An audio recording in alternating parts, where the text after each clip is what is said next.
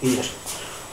Tak, drahý Milan, nakoľko nám veľmi chýbaš a veríme, že nám niečo donesieš. Okrem pohlavnej choroby, tak sme ti zložili skladbu, ktorá je venovaná len a len tebe. Tak si to užij, počúvaj a myslí na nás.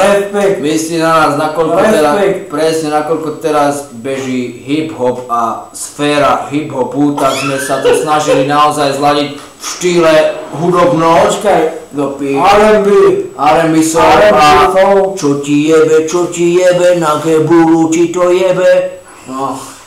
A preto sme ti zložili pieseň, ktorá je slušná, civilizovaná, aby ti bolo veselšie. Hej. A na tvoje zdravie, dneska už, ukáž tú fľašku, koľko tam ostalo? Veľa, ukáž to.